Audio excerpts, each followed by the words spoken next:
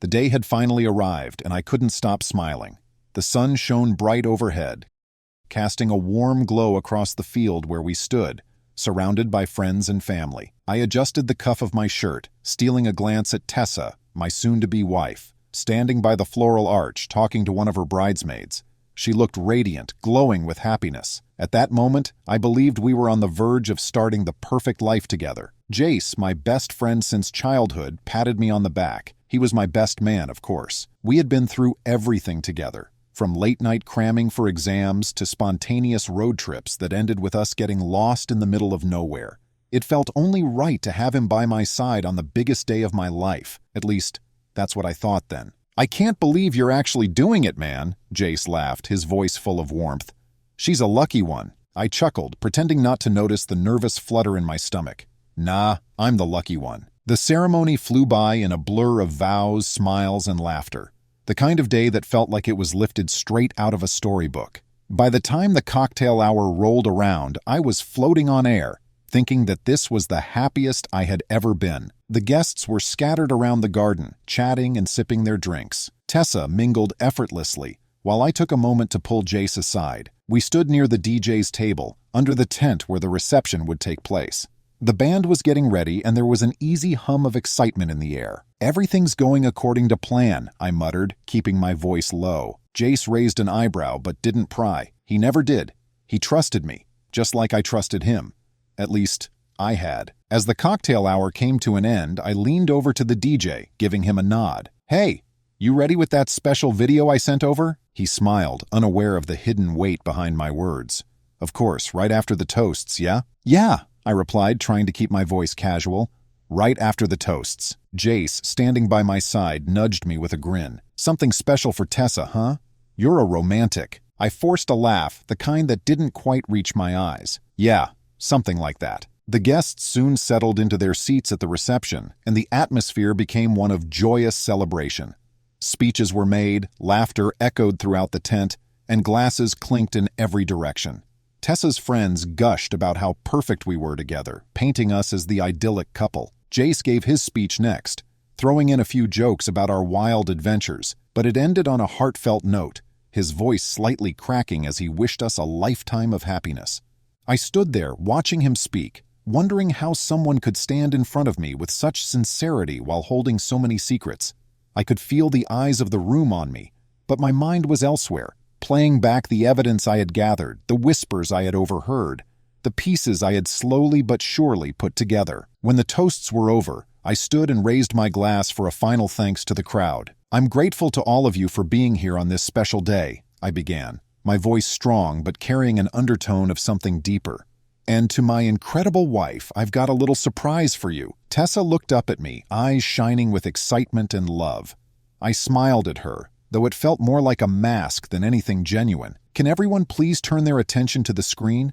There's a video I want to share." The guests all turned toward the large screen at the front of the tent. Tessa leaned in toward one of her bridesmaids, whispering something I couldn't hear, probably assuming this would be a sweet slideshow of our life together. But it wasn't. The lights dimmed and the video began. At first, the screen showed a blurry image of a familiar figure stepping into a room. The figure was Tessa. I watched as she hesitated for a moment before closing the door behind her. Then Jace appeared on screen, walking toward her. The room went silent, the faint clinking of glasses and murmurs fading into an eerie stillness. I could hear Tessa's sharp intake of breath, her body going rigid as the footage continued to roll. The video, captured by a private investigator I had hired, showed Tessa and Jace together in ways that left nothing to the imagination. The room felt frozen in time. For a moment, no one moved. Then Tessa shot up from her seat, her face pale as the truth crashed down around her. She looked at me, wide-eyed, her expression a mix of shock, guilt, and terror. The guests, all of them, were stunned. The whispers started softly but grew louder, like a wave sweeping through the crowd. Some turned to look at me, others stared at Tessa, their faces marked with disbelief. Jace, sitting across from me, didn't even have time to react. Tessa bolted for the door, and before I could blink, Jace scrambled to follow her, his face twisted in panic. But before he could reach the exit, my father, who had remained quiet until now, stood up, his face dark with anger. Without a word, my father's fist collided with Jace's jaw, and the impact sent him crashing to the ground. There was a collective gasp from the crowd, but no one made a move to stop it. I just stood there watching it all unfold, emotionless. Everything was going according to plan. I stood still as chaos unfolded around me. Tessa had already run out, her sobs faintly echoing from outside the tent, and Jace lay on the ground, clutching his face, struggling to get up. My father loomed over him, his face flushed with fury. The crowd remained paralyzed, unsure of what to do next. I could feel all eyes darting between me, Jace, and the door Tessa had just bolted through. The truth had been exposed, and there was no turning back. I could sense the shock vibrating through the room. But for me, this moment was long overdue. The knots of anger and betrayal that had been tightening in my chest for weeks now began to loosen, replaced by an icy calm. Jace struggled to his feet, his gaze locking onto mine. His lip was bleeding, and he looked like a man who'd just been hit by a truck. "Wait, Nathan, I can explain," he mumbled, but the words fell flat, lifeless, meaningless. "Explain?" I repeated, my voice eerily calm. "What's left to explain, Jace? The video already said it all, didn't it?" He opened his mouth to speak, but nothing came out. His eyes darted around the room, searching for an ally, for anyone who could make this go away, but no one moved. The guests were frozen in disbelief, some whispering to one another, others staring at the floor, too awkward to look me in the eye. It was clear. Jace was alone in this. As the silence stretched on, Tessa's cries faded, and I knew she was gone, having fled the venue. Part of me wanted to chase after her, to scream at her, to demand answers. But deep down, I already knew there was nothing she could say that would change what she had done. "Do you have any idea how long I've known?" I asked, my voice sharper now. Jace flinched, but I continued. "Do you have any idea what it feels like to watch your best friend betray you? To smile to your face while sleeping with the person you love? Nathan, please, I never wanted this to happen."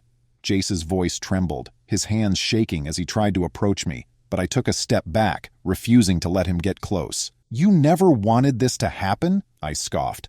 "You think that makes any of this better? You think that erases what you've done?" He looked like a broken man standing there in front of me, exposed for the fraud he was. And yet, all I could feel was satisfaction. He deserved this. They both did. My father, still standing nearby, gave me a look, one that told me he would handle whatever came next, that I didn't need to be the one to deal with this anymore.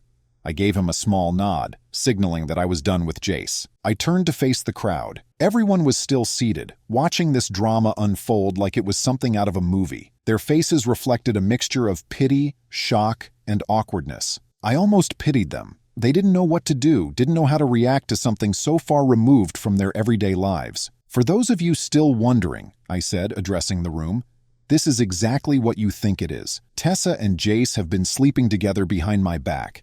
I've known for months now, but today, I wanted to give them the gift of honesty, something neither of them ever gave me." A few gasps rippled through the audience, but no one interrupted. They knew this was my moment, and they let me have it. "I could have walked away quietly," I continued, my voice growing steadier with each word. "But why should I be the one who hides?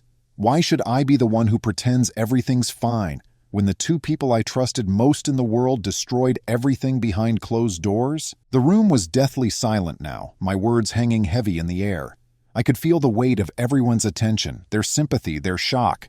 But none of it mattered to me. What mattered was that Tessa and Jace could no longer hide, no longer pretend. "I hope they're happy together," I said, the final words laced with sarcasm, "because they've lost everything else." With that, I turned on my heel and walked out of the tent, leaving the wreckage behind. I didn't need to stay and watch the fallout. I had done what I came to do. As I stepped outside into the cool evening air, I felt a strange sense of release.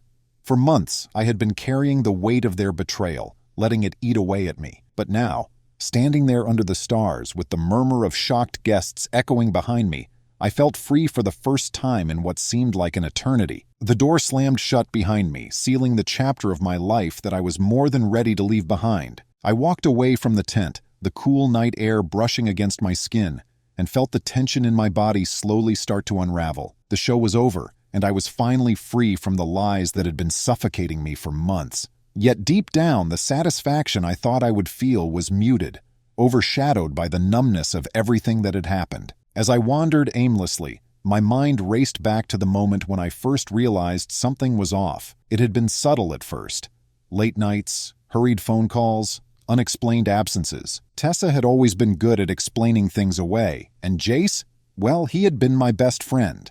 I never questioned his loyalty. Maybe that was my mistake. It all started to click one evening, about 3 months ago. Tessa had claimed she was staying late at work, something that had become more and more frequent. I didn't think much of it until I saw a text notification flash across her phone screen.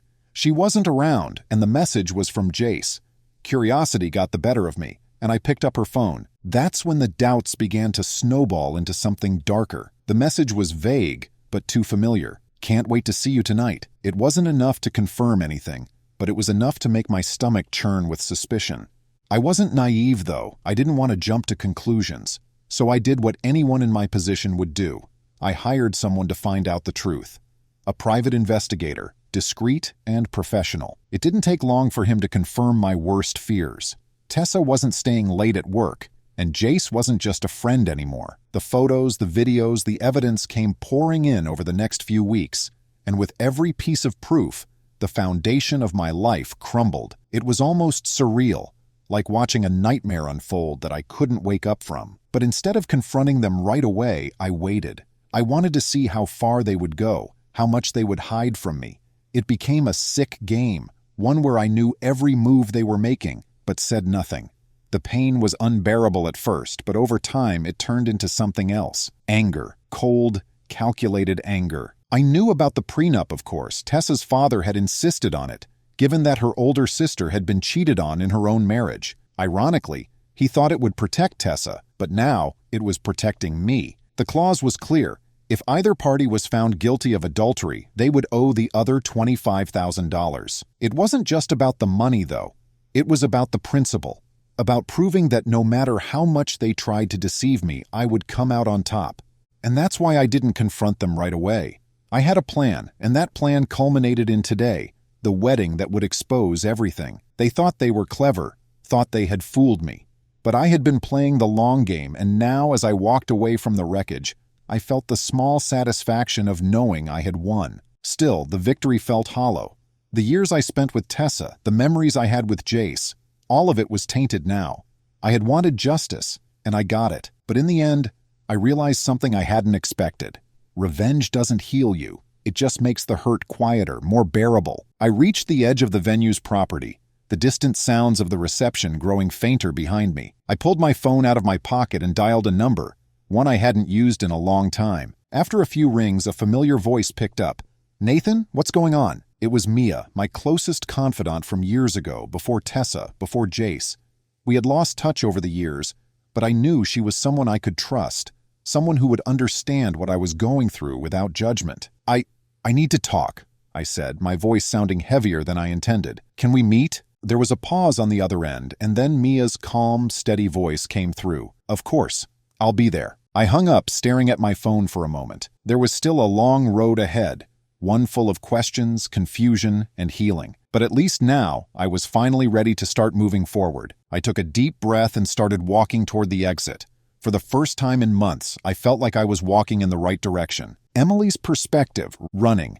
That's all I could think about, getting away from the tent, away from the guests, away from Nathan. My heart pounded in my chest, and I could barely see through the tears streaming down my face. My hands were shaking as I stumbled through the garden, the world around me spinning. How did this happen? How had everything gone so terribly wrong? I wanted to scream, to cry, to disappear. Nathan had known.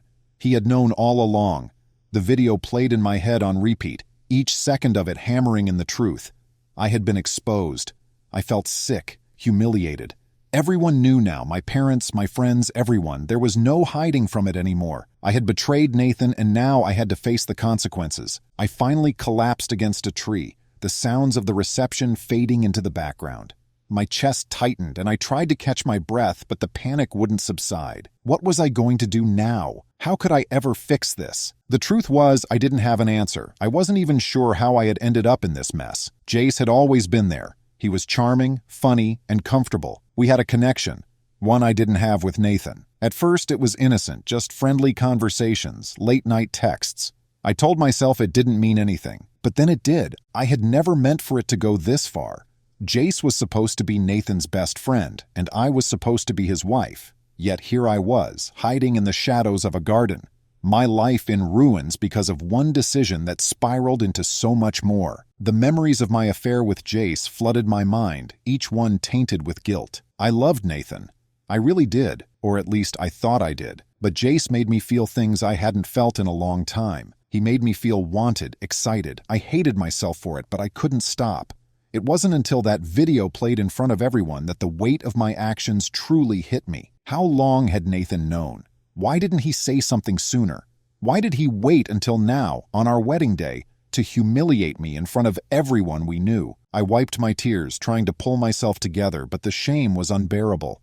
I couldn't face anyone. I couldn't even face myself. And what about Jace? Where was he?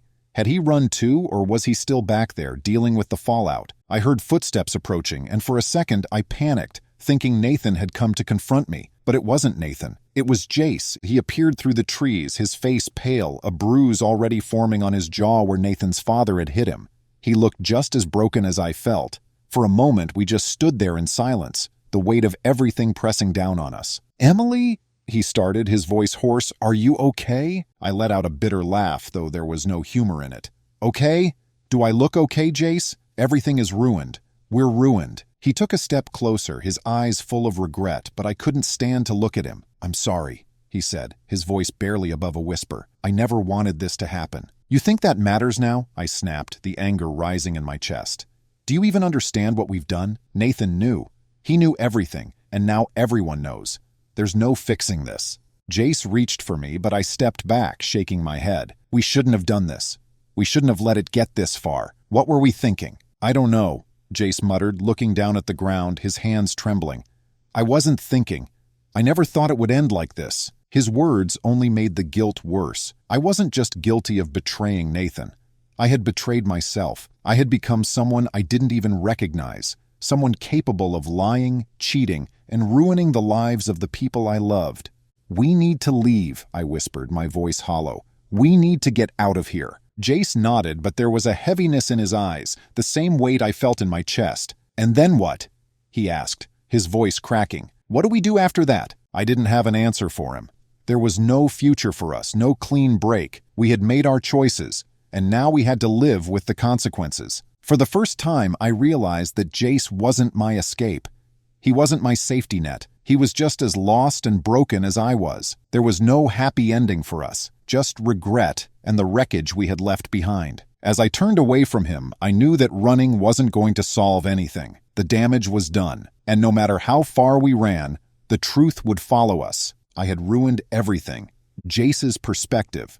I stood there watching Emily turn her back on me, and for the first time in my life, I had no idea what to say. The weight of what we had done, what I had done, was crushing. My heart pounded in my chest, and the pain in my jaw where Nathan's father had hit me throbbed with every beat. I had never intended for things to go this far. When it all started, it felt harmless. Emily was always around, and we clicked in a way that I never did with anyone else. I convinced myself that what we had was special, that it wasn't just some fling. But now, looking at her, I could see the truth. I had fooled myself into thinking this wasn't going to destroy everything. When Nathan stood up at the reception, I had no idea what was coming. I thought it was another one of his sappy toasts, some heartfelt speech about how lucky he was to have Emily in his life. I sat there grinning like a fool, unaware that the ground was about to crumble beneath me. The moment the video started playing, my stomach dropped. There I was, on the screen, exposed in front of everyone. It was a nightmare come to life. I should have known he'd figure it out. Nathan wasn't stupid, and he was always perceptive. I just never thought he'd take it this far. I mean, a video? On our wedding day? The guy had orchestrated a public takedown. I was speechless. I still am. Now, as I looked at Emily, my chest tightened with guilt. She was right. There was no way to fix this. Nathan knew everything, and now the world did too. I had betrayed the one person who had always been there for me, the person who trusted me more than anyone else, and for what? A few stolen moments with Emily? A rush of excitement that had turned into the worst decision of my life? I could still hear the whispers from the guests back at the reception. The looks they gave me were seared into my mind. Judgment, disgust, disbelief. Everyone knew what I had done. There was no hiding from it anymore. I was the villain of the story, and there was no escaping it. "I'm sorry," I whispered, though I wasn't sure if I was saying it to Emily, to Nathan, or to myself. "I'm so sorry." Emily didn't respond. She just kept walking, leaving me standing there alone. I wanted to go after her, to try to fix things, but I knew there was nothing left to say. She had made her choice, just like I had made mine. Now we both had to live with the consequences. I thought back to the years Nathan and I had spent together, best friends, practically brothers. We had been through so much, and now all of it was gone, shattered by my selfishness. He'd never forgive me, and I didn't expect him to. I couldn't even forgive myself. What was I thinking? That's the question that kept running through my head. What was I thinking when I let things with Emily spiral out of control? I knew it was wrong, knew it was a betrayal of the worst kind, but I let it happen anyway. I let it happen because I was weak, because I thought I could have it all without anyone getting hurt. But people did get hurt. Nathan got hurt. Emily got hurt. And now I was left standing in the ruins of a friendship and a life I had single-handedly destroyed. As I turned to leave the garden, I felt like a shell of the person I used to be. The weight of my actions hung over me like a cloud, suffocating and inescapable. I had ruined everything. My friendship, my reputation, my future. I don't know what comes next for me. Maybe I'll leave town, disappear for a while, try to rebuild some semblance of a life. But even then, I'll carry this with me.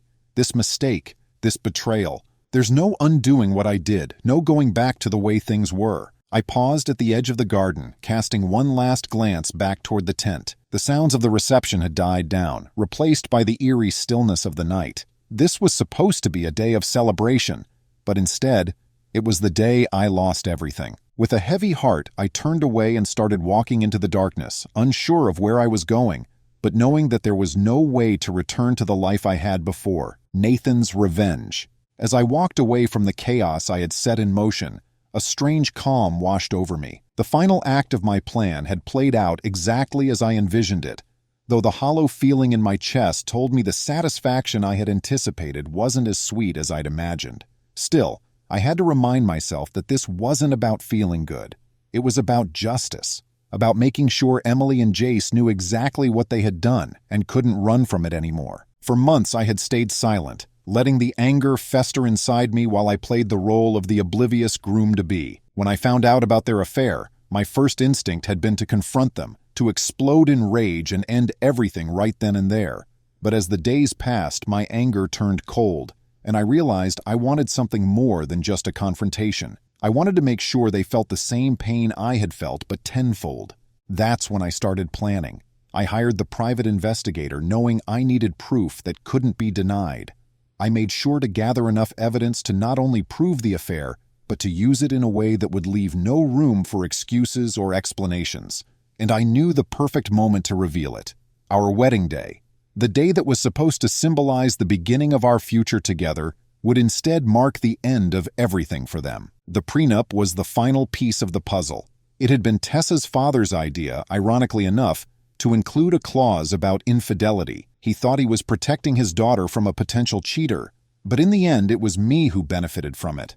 I had spent weeks with my lawyer ensuring that the prenup would hold up in court, that the evidence I had would be airtight. If proven guilty of adultery, Emily would owe me $25,000, not a life-changing amount, but more than enough to make a point. As I made my way toward the parking lot, I thought about what came next. The wedding was over, but there would still be the legal mess to sort out. Emily and I were technically already married, having signed the papers earlier that week. The ceremony had been a formality, a show for everyone else, but now, that formality had turned into a public execution, and I had made sure everyone saw the truth. The divorce would be swift. The money from the prenup would be mine, and they would be left with nothing but the wreckage of their relationship. I opened the door to my car and slid into the driver's seat, the silence enveloping me. For a moment, I just sat there, gripping the steering wheel, letting the events of the day replay in my mind. I had done it. I had exposed them for the liars they were. But even as I tried to savor the victory, there was a part of me that felt empty. I didn't want to admit it, but there it was. Revenge hadn't healed me. It hadn't made the betrayal hurt any less. Yes, I had taken control of the situation. Yes, I had ensured that they would never forget what they had done. But at the end of the day, I still felt hollow, still felt the weight of everything I had lost. My best friend, the woman I thought I'd spend the rest of my life with, they were gone now. and no amount of revenge could bring that back. As I stared out the windshield, I realized something important. Revenge isn't closure. It's a distraction, a way to numb the pain for a little while. But eventually, you're left with the same wounds, the same questions, and no answers. I had spent so much time plotting my revenge that I hadn't even considered what would happen after. What did I want now? Did I want to move on? Find someone new? Would I ever trust anyone again after this? I sighed and started the engine, pulling out of the parking lot. The road ahead was long, and I didn't know where it would take me. But I did know one thing. I wasn't going to look back. The chapter with Emily and Jace was over, and there was no point in dwelling on it anymore. They were a part of my past now, not my future. As I drove through the quiet streets, I let the events of the day fade into the background. For the first time in months, I wasn't consumed by anger or betrayal. There was nothing left to plan, nothing left to prove. I had won, but more importantly, I had set myself free. It was time to move on. The drive home was long and quiet, giving me more time to think than I really wanted. The roads were dark and empty, and for the first time in what felt like forever, I was alone with my thoughts, without the noise of betrayal echoing in the back of my mind. I kept replaying everything in my head: the reveal, the gasps from the crowd, the look on Emily's face, Jace's feeble attempt to apologize. It was all over now, and the question that hung over me was, what now? I pulled into my driveway, cutting the engine and sitting in silence for a moment. The house loomed ahead, dark and empty, much like the way I felt inside. I got out, the cool night air hitting my face, and walked toward the front door. As I stepped inside, the quiet greeted me like an old friend. It was strange, but in that moment, the solitude felt comforting. The next few days passed in a blur of paperwork, phone calls, and endless questions from family and friends. Everyone wanted to know what happened, why it had played out the way it did. I dodged most of them, giving vague answers and half-hearted explanations. It wasn't their business. This was my mess to clean up, and I didn't owe anyone an explanation beyond what I had already revealed. Surprisingly, the legal process was easier than I had expected. The prenup was ironclad, and Emily didn't fight it. She probably knew better than to try. We signed the divorce papers within a week, and the $25,000 clause was enforced without any complications. It was almost too smooth, but I wasn't going to complain. The money hit my account a few days later, but it didn't feel like a victory. It felt transactional, like a business deal. This wasn't about the money, and it never had been. The real victory was in knowing that Emily and Jace would have to live with the consequences of their choices. Their lives would never be the same, just like mine wouldn't. But at least now, I had control over my future. That's when I got the call from Mia. She had been one of the few people I trusted enough to tell everything from the beginning. Mia and I had been close years ago, long before Emily came into my life, but we had drifted apart over time. Now she was reaching out, sensing that I needed someone who wasn't wrapped up in all the drama. Someone who could see the situation for what it was, without judgment or pity. "Hey!" Her voice was soft on the other end of the line. "I heard about what happened. I'm so sorry." "It's fine," I replied, though we both knew that was a lie. It had to happen. There was a pause before she spoke again. "Do you want to talk about it?" I wasn't sure if I did. Talking about it seemed redundant now, like reopening a wound that was just starting to heal. But Mia had a way of making everything feel a little less heavy. She had always been like that, calm, understanding, never pushing for more than I was willing to give. "Maybe," I said after a moment. "I don't know if there's much left to say, though." "We don't have to talk about the past," she suggested. "We can talk about the future." That struck me as odd at first. The future? I hadn't even begun to think about that yet. The last few months had been consumed by one thing: revenge. Now that it was over, what did I have left? What did I want to do with the rest of my life? "What do you mean?" I asked, genuinely curious. "I mean, what's next for you, Nathan? You've been through a lot. Maybe it's time to start thinking about what you want now, not just what happened." Her words hung in the air, and I let them sink in. She was right. For so long, I had been defined by what happened between Emily and Jace, by the betrayal, the hurt, the anger. But now, that chapter was closed. It was time to start thinking about me, about what I wanted out of life. "I honestly don't know," I admitted, "but maybe that's a good thing." Mia laughed softly. "That's the first step. You don't have to have all the answers right now. Just take it one day at a time." For the first time in what felt like forever, I smiled. It was small, but it was real. "Yeah, I think I can do that. We talked for a while longer, catching up on life, reminiscing about old times. It felt good, like reconnecting with a part of myself that I had forgotten existed, and for the first time in a long time, I didn't feel the weight of everything pressing down on me. I felt light, free. As I hung up the phone that night, I realized that the future didn't have to be so uncertain. It could be whatever I wanted it to be.